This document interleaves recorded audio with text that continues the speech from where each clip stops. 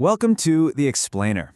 Today we're jumping into some really fascinating work by sociologist Martin Kohli to break down something we all experience but rarely think about as a system, the life course. So this was the big puzzle that sociologist Martin Kohli was wrestling with back in the late 1980s. I mean, think about it. For more than 100 years, our big ideas about society all hinged on one thing. But the world out there was starting to look completely different. So yeah, let's get into it. Okay, so to really get why this was such a puzzle, we got to go back and understand the world it came from. And this was a world that the classical sociologists saw as basically a work society. You know, all the big names from Marx to Weber, they all saw modern life this way. Work wasn't just about a paycheck. No, it was so much more. It was the whole system that taught us the rules, gave us our daily routines, plugged us into society, and, ultimately gave us our identity. It was literally the glue holding everything together. But then, things started to change. By the 20th century, a massive demographic shift starts to pull at the seams of that whole idea. Why? Well, people just started living way, way longer. And suddenly, a whole new stage of life pops up on a huge scale. Retirement. Let's put this in perspective. Back in the 1880s, Germany rolls out the world's first public pension. If you were a man and you actually made it to the pension age of 70, you could expect to be retired for about 7.5 years. That's it. It was just a short little sign-off after a lifetime of work. Okay, now let's jump to today. For a woman who hits 60, retirement isn't a short epilogue. We're talking about a major, decades-long part of her life. It could easily be half as long as her whole career.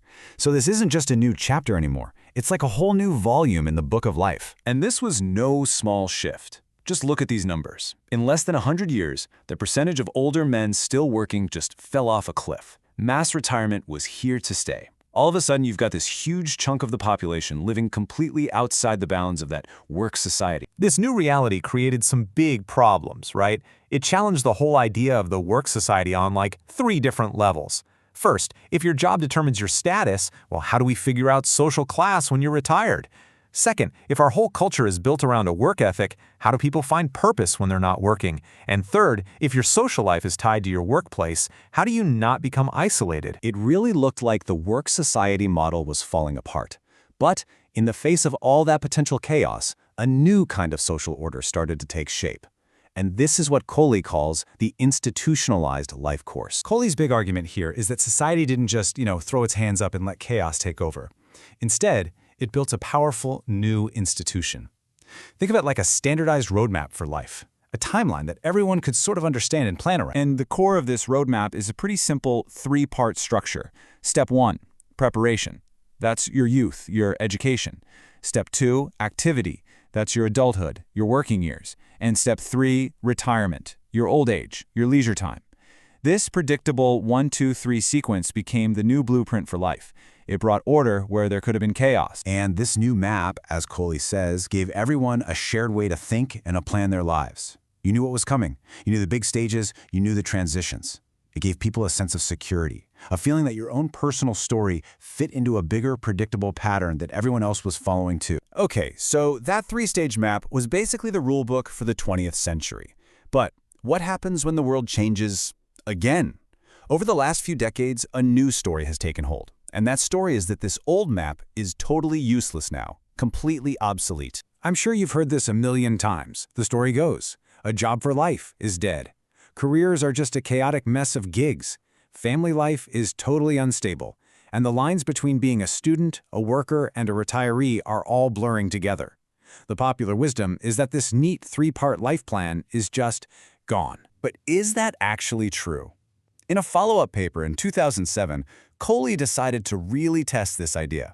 He dug into the actual data to see if our lives have really become as wild and unpredictable as everyone seems to think. And this is where it gets really interesting, because when you look at the evidence, it kind of pushes back against all that hype. So the claim is that lifelong employment is dead, right? Well, for men, job tenure has actually stayed pretty stable in a lot of countries. And what about destabilized family life? It looks more like a shift from marriage to just living together, but that core goal of having a long-term partner is still there. And that retirement age that's supposed to be blurring, turns out it's still a pretty clear and powerful dividing line. So yeah, some things have definitely gotten more flexible, especially around family stuff. But the main pillars of that life course, they're still standing surprisingly strong. That basic Education, work, retirement structure is still the default path for most people. And get this, as more women have moved into the workforce, their lives have actually started to look more like this traditional model, not less. Okay, so if this structure is so sticky, so persistent, even with all the economic and cultural shifts, what does that actually mean for us right now? Well, that's where we get into the politics of the life course. A lot of the time, the debate is framed as a fight between generations. Young versus old, battling it out over pensions and healthcare. But Kohli says, hang on, look closer. He points to a different kind of fight, a conflict within the same generation, a fight that's all about social class. And that's because this whole system, this life course, doesn't play out the same way for everyone, not even close. All the inequalities in health, in wealth, in opportunity, they don't just magically disappear when you turn 65. If anything, they get bigger, they get magnified. This creates completely different worlds of retirement for the rich and the poor, even if they're the same age. The structure itself is political. And that, right there, is the key takeaway. The life course we're all on, it's not a natural, inevitable thing. It's a man-made blueprint. It's a powerful institution that was built to solve a set of problems. And because it was built, it can be changed. It can be rebuilt. The rules are constantly up for debate, constantly being fought over. And that leaves us with a really big question, not just for academics, but for every single one of us. Who gets to draw the map for the future?